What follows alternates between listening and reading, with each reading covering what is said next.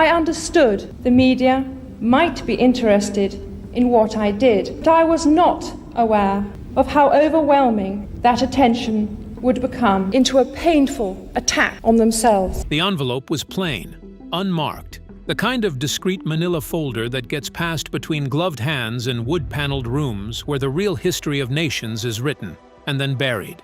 Queen Camilla sat in a private drawing room at Clarence House on what had begun as an ordinary morning.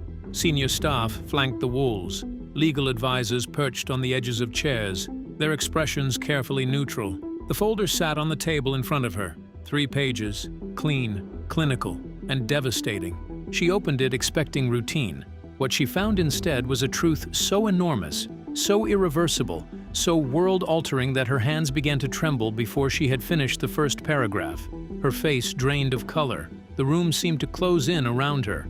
And then, without warning, without a sound, she collapsed. Royal aides rushed to catch her. Security cleared the wing. A palace doctor was summoned in a controlled panic. The incident was quickly categorized as the kind of internal disturbance the Crown has always known how to suppress, labeled, contained, and filed away before the press could catch a whiff of it. But the damage was already done, because what Camilla read that morning was not simply a scandal. It was not another tabloid accusation or a disgruntled former employee's tell-all. It was a DNA report, verified, stamped, irrefutable. And at its center, impossible and yet undeniable, was a name: Diana, Princess of Wales. Stay with me, because what happened next reaches into the very bloodline of the British monarchy, and it cannot be unread. The report that changed everything. Let's begin with what we know, and what we are only now beginning to understand. In early 2025, a man in his late 30s, referred to in lab documentation only as Subject 07A, submitted a DNA sample to a prestigious private ancestry and kinship firm based in Geneva. His request was, on its surface, unremarkable. He was adopted at birth. He had no knowledge of his biological parents. He was looking for medical history, for context, for the kind of identity that most of us take for granted from the moment we are handed our birth certificate. He was not looking for headlines. He was not looking for a throne. He was looking for himself. What came back from the laboratory was something no one in that building had ever encountered before. The results were not ambiguous. They were not approximate. They indicated a 99.9% maternal match to Diana Frances Spencer, the late Princess of Wales, killed in a Paris tunnel in 1997 at the age of 36. The world is in shock. Diana, Princess of Wales, is dead, and Britain is in mourning. The lab technicians assumed initially that something had gone wrong, a contamination, a mislabeling, a catastrophic administrative error. They ran the test again and again. They cross-referenced the data against Diana's retained public genomic information, the forensic profile maintained for identification purposes following her death. The result was identical every time. This man shared her DNA, fully, irrefutably. The laboratory director, recognizing the magnitude of what was sitting on his desk, made a decision that would set the entire chain of events in motion. He quietly contacted an individual with known connections to MI5, a back channel that exists precisely for situations where sensitive national identities are at stake. Within days, representatives from the royal legal team had arrived in Geneva. Confidentiality agreements were signed. Non-disclosure clauses descended on every person who had touched the file. Subject 07A was placed under discreet surveillance, not to harm him, not to intimidate him, but to monitor him, his communications, his travel, his online activity, everything. As one source familiar with the operation later confirmed, he is not a threat, he is a variable, and variables are dangerous. The report was eventually delivered to Clarence House on a quiet morning, tucked into a plain envelope with no markings. Camilla opened it expecting another round of standard briefings. She had no reason to brace herself for what was inside. By the time she reached the 3rd page, the room had already gone wrong around her. 3 pages, 1 name, and a monarchy in freefall. Diana's missing months, the timeline. The palace never explained.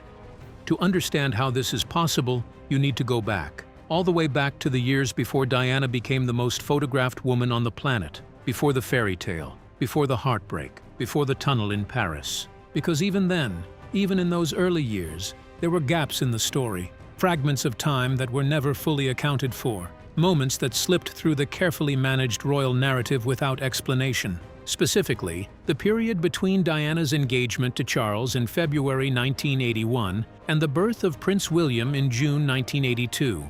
Within a year of marriage, Prince William was born. Now, on the surface, absences during this period seem explainable. The palace cited exhaustion, adjustment, the strain of transitioning into public life. Friends spoke of distress and sensitivity to media pressure. The official line was that Diana, young and overwhelmed by the scrutiny of the world's press, simply needed time away. But look more carefully at the timeline, and something doesn't sit quite right. Diana was supposed to be embracing her new royal role during this period, attending engagements, representing the crown, becoming visible as the future Princess of Wales. Instead, appearances were cancelled. Foreign trips were postponed. She withdrew from public life at precisely the moment when she was expected to step into it. The palace said she was exhausted, but exhaustion doesn't usually cause a complete retreat from scheduled public duties over an extended period. Here is what royal insiders at the time, speaking only in whispers, never for publication, began to suggest. Diana had formed a profound emotional bond before her engagement. Someone close to the palace, someone trusted, someone who had been present at her most vulnerable moments, and that connection, some believed, had not fully ended when the engagement was announced. It may have continued into the early months of her marriage. At the time, these whispers were buried before they could breathe. The image of Diana, innocent, virginal, the perfect royal bride, was critical to the crown's survival. The idea that she might have had a lover was unthinkable. The idea that she might have had a child was, as far as the palace was concerned, not just unthinkable, but entirely unpublishable. So the questions were silenced. The gaps in the timeline were papered over with carefully arranged photo opportunities and diplomatic explanations. Diana, whether out of love or obligation or fear, never publicly addressed that period. She moved forward. She married Charles. She produced an heir. She played the role, even as it consumed her. But the missing months never disappeared. They sat in the royal timeline like a splinter, small, invisible, and quietly agonizing. And now, decades later, they are being re-examined with forensic intensity. Because what once looked like seclusion now looks like a cover-up. What once seemed like royal discretion now carries the unmistakable texture of deliberate erasure. Ask yourself, what would the palace have done if Diana had become pregnant before William? What would the institution that has suppressed abdications, affairs, and constitutional crises have been willing to do to protect its image at the most critical moment in a generation, the wedding of the century, watched by 750 million people worldwide? The answer, based on everything we now know about how the firm operates, is whatever it took. The child who was never introduced. For decades, Diana's story has been told with a completeness that felt definitive. Her marriage, her motherhood, her heartache, her humanitarian work, her death. The world has memorized the chapters of her life with the devotion of people reading scripture. But there has always been one chapter missing, a child who was never introduced, a name never spoken, a face never shown. The idea of Diana having a third child, born in secret, raised far from the palace, given a different name and a different life, has existed at the very edge of royal discourse for years, dismissed as fantasy, derided as the obsession of people unable to accept that her story was finished, filed away alongside the conspiracy theories and the tabloid fever dreams that Diana's death inevitably generated. But whispers, when they persist long enough and consistently enough, are rarely entirely baseless. Royal insiders have pointed to specific moments in which Diana appeared to be carrying a weight that went beyond the acknowledged suffering of her marriage. In private letters to close friends, correspondence that has surfaced in fragments over the years, she made references to a loss I never named. In therapy sessions that were eventually leaked to the press, she spoke of being forced to forget, of fearing what would happen if the truth came out. At the time, these phrases were interpreted as references to her treatment by the monarchy or the collapse of her marriage to Charles. The marriage problems of Charles and Diana have cast a shadow over the royal family. But in the context of what we now know, they take on a different, far more intimate resonance. There were also stranger rumors, Stories, never confirmed, always denied, of a young woman sent away on the palace's orders for a period of months. Some claimed she was used as a stand-in during Diana's withdrawal from public life. Others alleged connections to experimental fertility research with loose ties to the royal medical establishment. Still others pointed to rumors that Diana's biological material had been used, with or without her full knowledge or understanding, in procedures that were never publicly disclosed. Far-fetched? Perhaps, until you account for the DNA, because the man now at the center of this story, raised abroad, told he was adopted, carrying no knowledge of his biological origins, did not seek this truth. He stumbled into it. He sent a sample to a laboratory for the most ordinary of human reasons. He wanted to know who he was, and what the laboratory told him, in the language of genetics that does not lie and cannot be bargained with, is that his mother was Diana Frances Spencer. He grew up in a world that had no idea he existed. He has features that palace staff, upon seeing his photograph, reportedly described as unnerving. The same jawline, the same gentle eyes, the same slight downward tilt of the head when listening carefully. He carries her face without having ever known her name. And now, the world knows both. Camilla's collapse, and what she feared most. For years, Queen Camilla believed the ghosts had been put to rest. She had endured what few public figures in modern history have endured with anything approaching her composure. The jeers, the protest signs outside churches, decades of being labeled the other woman in a love triangle that played out on the front pages of every newspaper in the world. She had waited while Diana enthralled a global audience. She had smiled through public silence and survived cold welcomes, and then, after all of it, after 30 years of patience and sacrifice and quiet determination, she had been crowned. She had won, or so she believed. One document, 3 pages, and a 99.9% match unraveled it all in the space of a single morning. According to a royal aide speaking under condition of anonymity, what happened in that drawing room at Clarence House was not gentle. It wasn't tears, the aide said. It was panic. It was rage. It was fear. When Camilla regained consciousness, she reportedly looked around the room and asked a single question in a voice that was soft and strained and unmistakably afraid.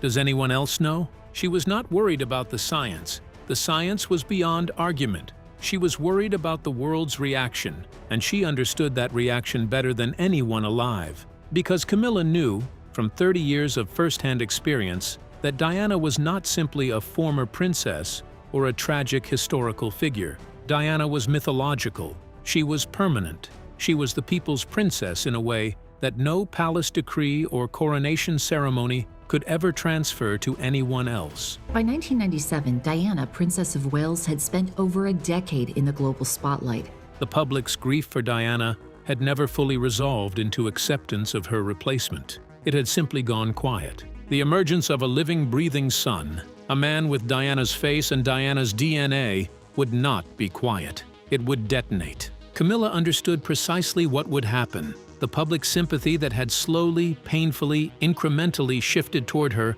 would reverse overnight. The years she had spent rebuilding trust, rehabilitating her image, earning her place in the hearts of a skeptical nation, all of it would be swept aside in a wave of emotion for the woman she had never been able to fully step out of the shadow of. It didn't matter that she was queen. It wouldn't matter that she had waited. Diana's child, Diana's blood, would undo everything. But Camilla's fear was not only personal, it was constitutional. If the world received this man, as she believed they would, the pressure on King Charles would be immense. Demands that the son be formally recognized, questions about whether his existence altered the line of succession, whispers about the legitimacy of a dynasty that had concealed such a secret. In a monarchy already navigating questions about its relevance and purpose, a crisis of bloodline was not simply a scandal. It was an existential threat. She reportedly turned to Charles for direction. His response, according to multiple insiders, was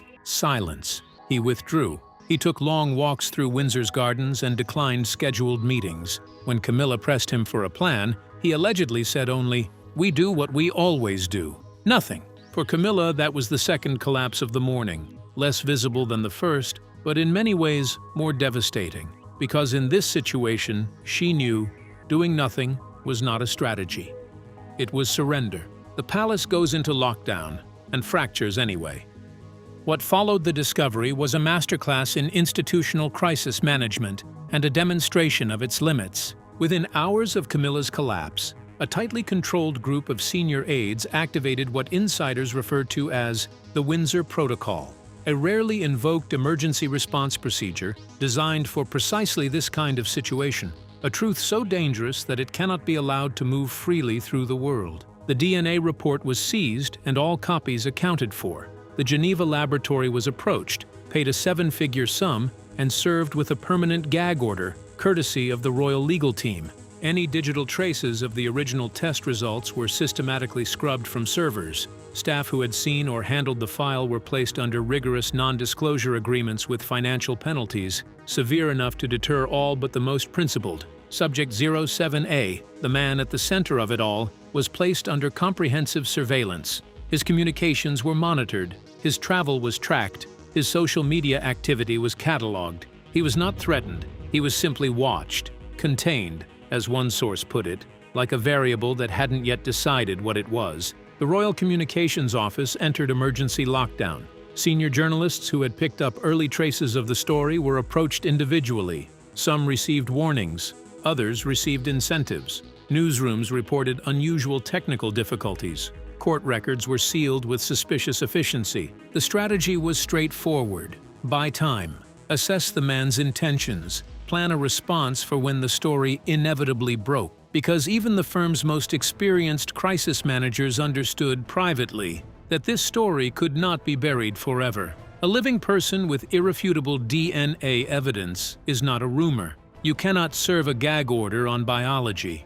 And crucially, not everyone inside the palace was aligned on how to proceed. Prince William, upon learning that the report had existed for weeks before he was informed, was quietly furious. Kate, characteristically measured, advocated for calm, while pointedly questioning why she and her husband had been kept in the dark about something so fundamental to their family. Some senior royals argued that the longer the secret was held, the more catastrophic the eventual exposure would be.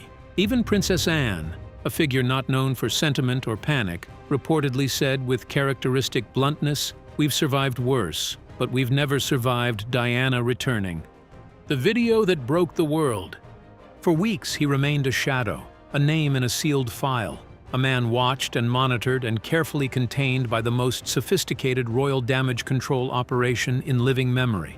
And then, on a cold spring morning, a video appeared online. There was no logo, no production company, no media branding of any kind, just a man in his mid-30s, sitting in a modest room in front of a bookcase and a framed photograph of the English countryside. He was dressed simply, he spoke quietly, he looked directly into the camera with the kind of composure that suggested he had spent a long time preparing for this moment and had decided that the truth required no performance. "I wasn't born to start a war," he said. "I was born with no name, without a story. But I think I've found it now." He made no claim to authority. He did not demand recognition from the palace. He did not invoke his DNA results. He offered no accusations. And then, in a single sentence that traveled around the world in under an hour, he said, "My mother's name was Diana.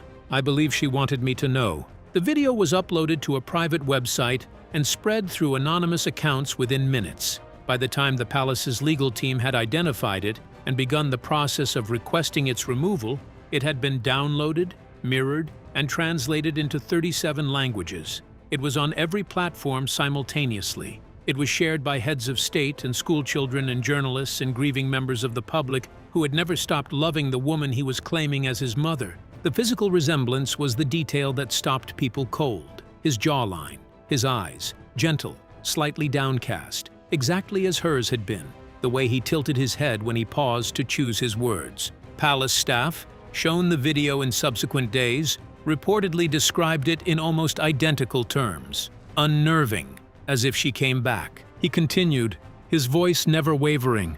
"I do not want to be a royal. I do not want land or ceremony. I just want everyone to know that she exists in me, that her love, in whatever form it took, was real, and that I was never a secret, just someone they chose to forget." There was no mention of King Charles, no accusation pointed at Camilla, no legal demand. just a man reclaiming his history in the simplest possible terms. The public's reaction was immediate and overwhelming.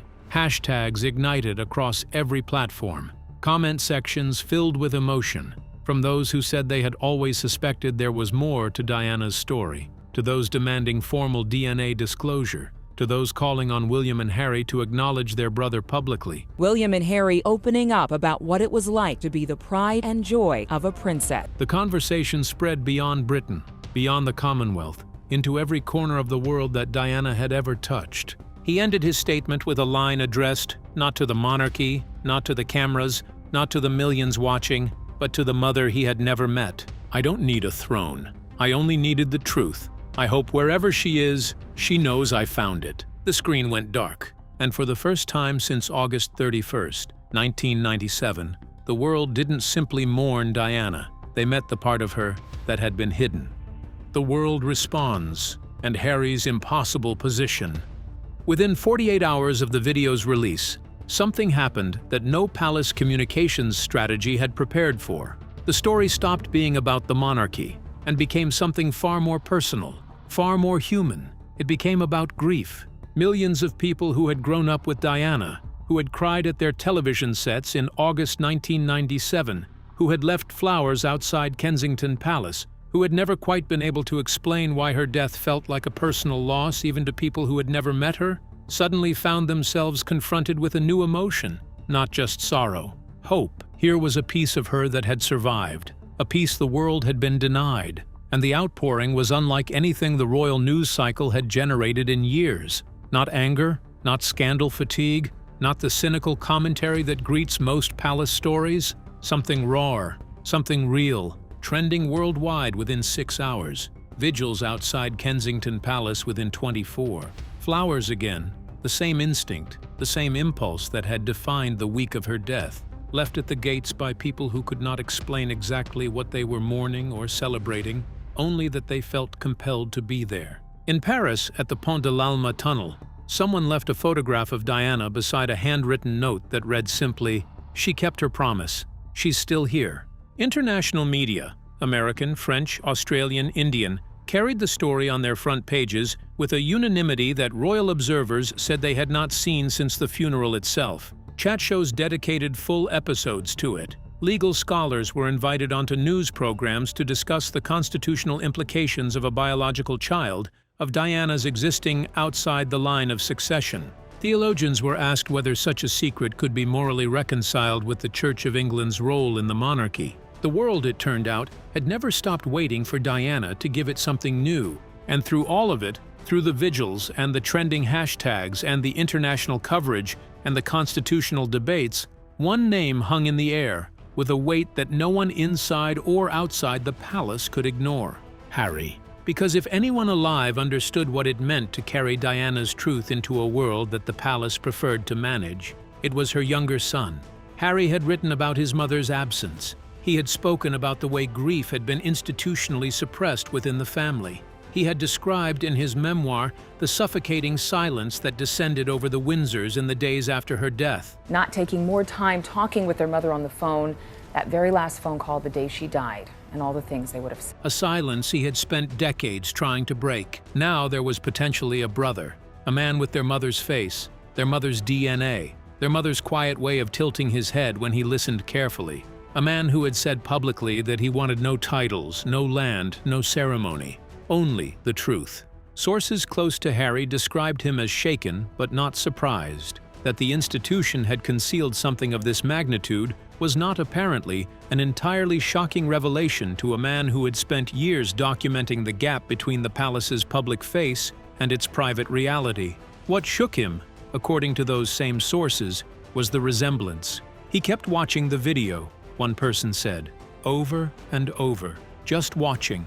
Whether Harry will speak publicly remains unknown. Whether William, bound by institutional loyalty in ways his brother never fully accepted, will find a way to respond that satisfies both his role as future king and his identity as a son. That remains unknown too. What is known is that the question of what these two men do next may determine more about the monarchy's future than any constitutional document or succession law ever written. Because the institution can survive a secret, It has survived many. What it cannot easily survive is a secret whose human face looks this much like the most beloved woman it ever produced.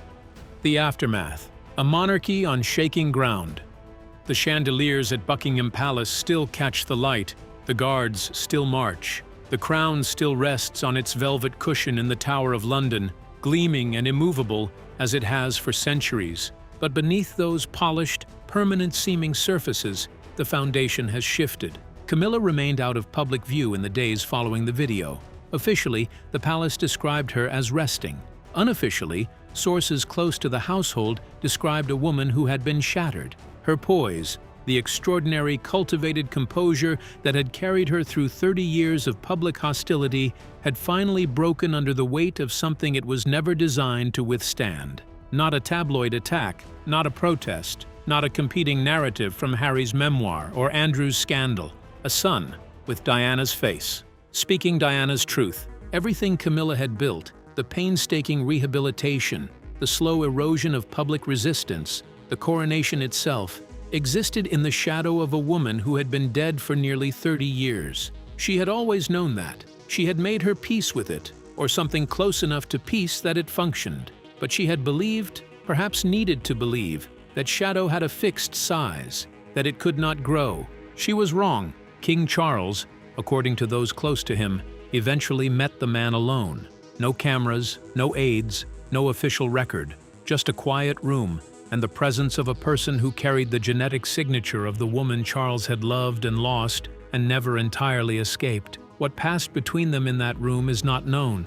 What is known is that Charles emerged from it more withdrawn than before, and that no formal statement followed. William and Harry have not spoken publicly, but the world watches them with a new intensity, looking for the slightest sign of recognition, a look, a gesture, an unguarded moment that might reveal whether, somewhere beneath the institutional silence, they have opened a door for a brother who didn't know he had brothers. The broader public is divided in the way that only Diana can divide people, passionately, personally, and without easy resolution. Some demand formal royal acknowledgement. Some call for a public DNA disclosure overseen by an independent authority. Many simply want what Diana herself always wanted: honesty, visibility, the freedom to be seen as a full human being rather than a carefully managed symbol. And through it all, the man himself remains composed. He has given no further interviews. He has made no additional claims. He has simply placed his truth in the world and stepped back, allowing it to move as truth moves, on its own, at its own pace, resistant to containment. What this means for the crown and for all of us.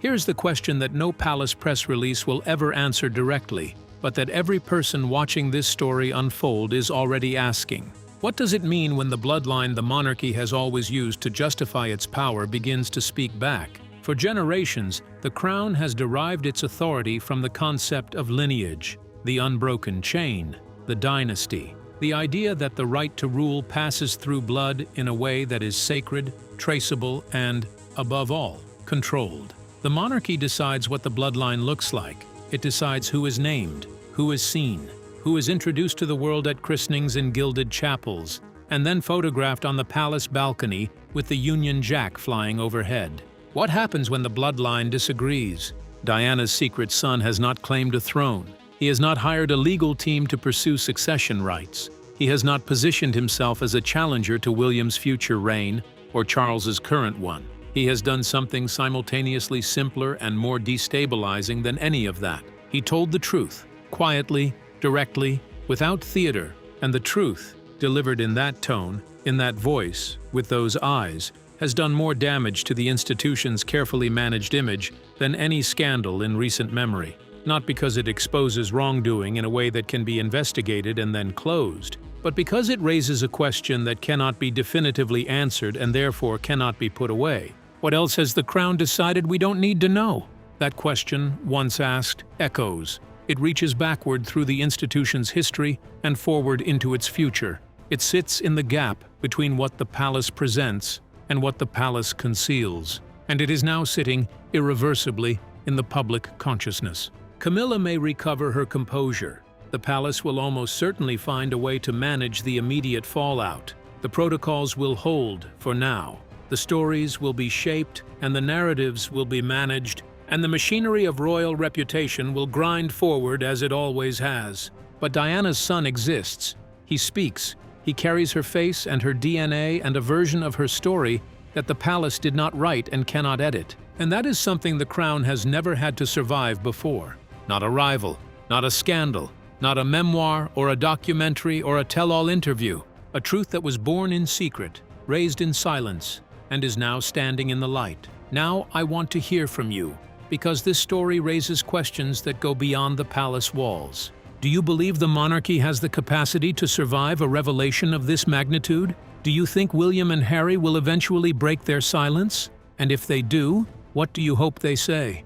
And perhaps most importantly, if Diana did have a secret child, and if the palace knew, what does that tell us about the institution we have been asked to trust for generations? Leave your thoughts below. These questions deserve to be answered, not by the palace press office, but by the people who actually care about what the truth means. Share this story, because some truths are too large to be left to closed rooms and manila envelopes. The palace gates are still standing. The guards are still at their posts. The institution is still presenting its composed, ceremonial face to the world. But inside those walls, in a private drawing room where a plain envelope changed everything, the ground has shifted in ways that no amount of damage control can fully reverse. Diana's story, the one the world thought it knew entirely, has a chapter that was never published, and now that chapter has a face, a voice, and a DNA match that science has confirmed beyond any reasonable doubt. The monarchy has survived abdications. It has survived affairs and scandals and the most public marital collapse in modern history. It has survived Harry's memoir and Andrew's disgrace and the long, painful years of a public that never quite warmed to Camilla the way it loved Diana. But it has never had to survive Diana herself. Not like this. Not in blood. Not in the form of a living person who carries her face and her truth and who asked for nothing except to be acknowledged. Whatever comes next, one thing is certain. Diana's narrative is not finished. It never was. And the echo of what was revealed in that drawing room at Clarence House will travel further and last longer than anyone inside those walls is prepared to admit. If this story moved you, if it raised questions you think deserve answers, hit the like button and share it. Because the more people who know, the harder it becomes to bury. Subscribe for what comes next. Because in this story, we are nowhere near the end. I'll see you in the next one.